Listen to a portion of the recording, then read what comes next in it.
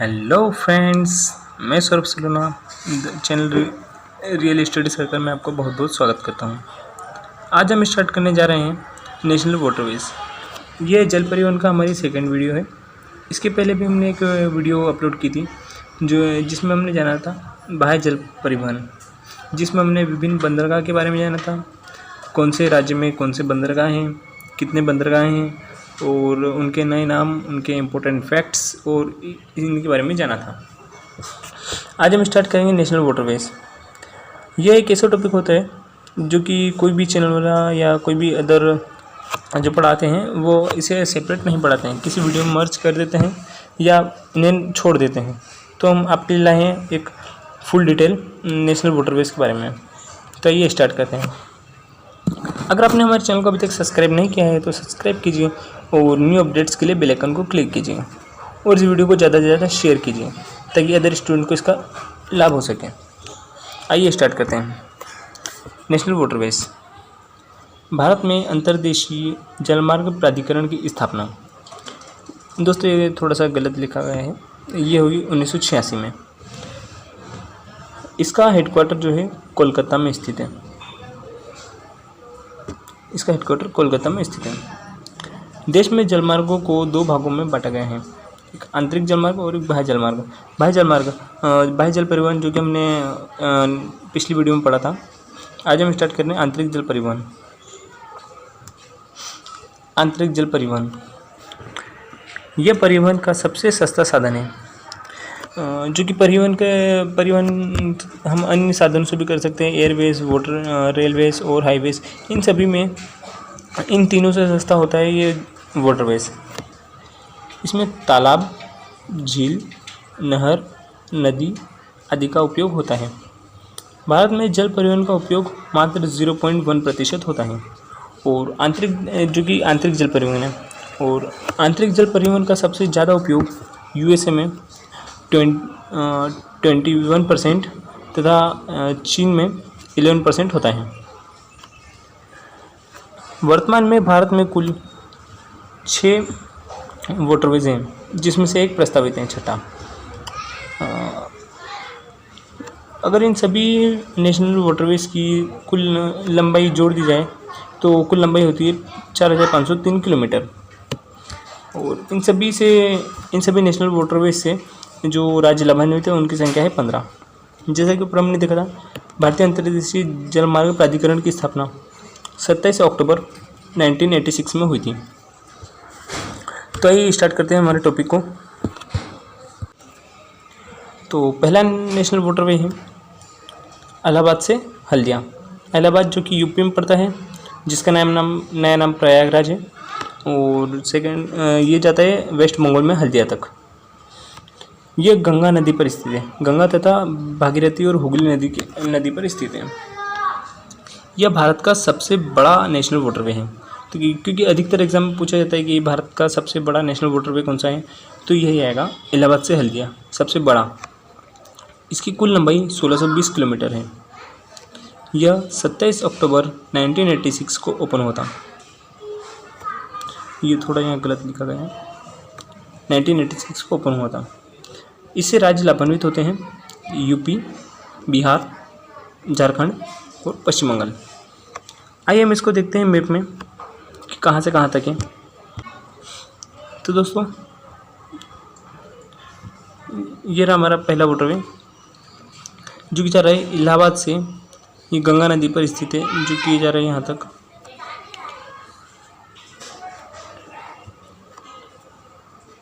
जो कि इसके लाभान्वित राज्य हैं यूपी, बिहार, झारखंड और वेस्ट बंगाल। इसकी कुल लंबाई 1620 किलोमीटर, जो कि इलाहाबाद से हल्दिया तक सबसे लंबा राष्ट्रीय जलमार्ग है, जो कि गंगा नदी पर स्थित है।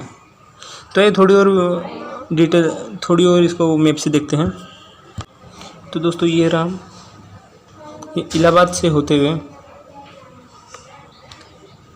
होते हुए ये वाराणसी और इधर पटना से होते हुए भागलपुर, फरक्का और इधर होते हुए आता है हल्दिया तक।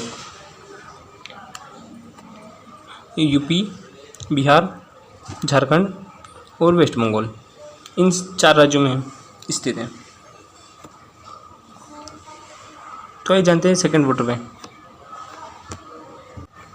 तो ये सेकंड वाटरवे यह सादिया से धुबरी पट्टी, सादिया से धुबरी। तो सेकंड वाटरवे ये ब्रह्मपुत्र नदी पर स्थित है। इसकी कुल लंबाई 891 किलोमीटर है, जो कि यह वाटरवे 1888 सॉरी दोस्तों, इधर थोड़ा गलत लिखा हुआ है, 1898 में स्टार्ट हुआ था।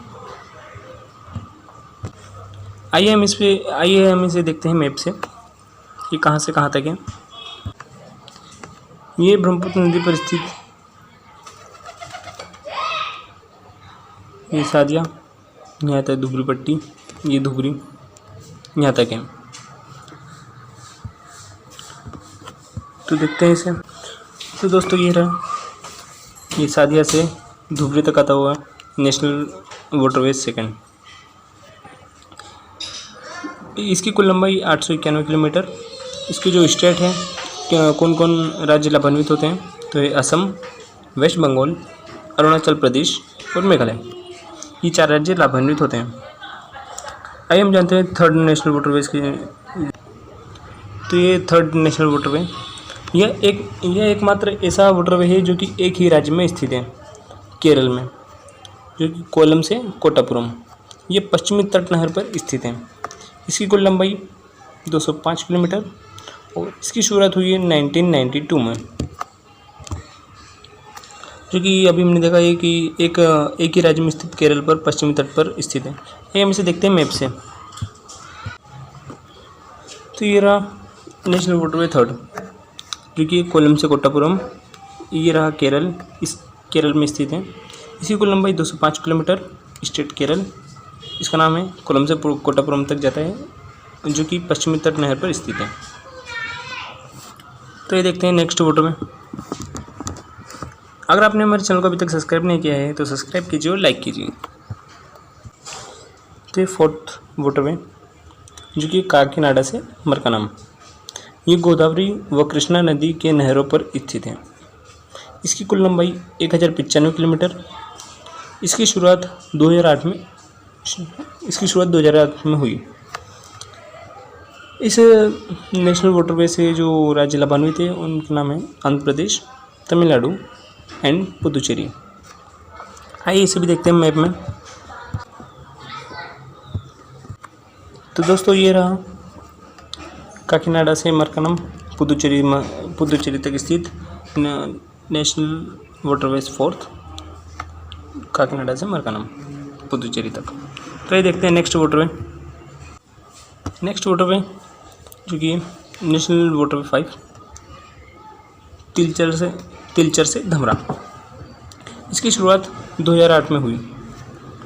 इसकी कुल लंबाई 623 किलोमीटर और इससे लाभान्वित राज्य उड़ीसा और पश्चिम बंगाल, 2 राज्य हैं।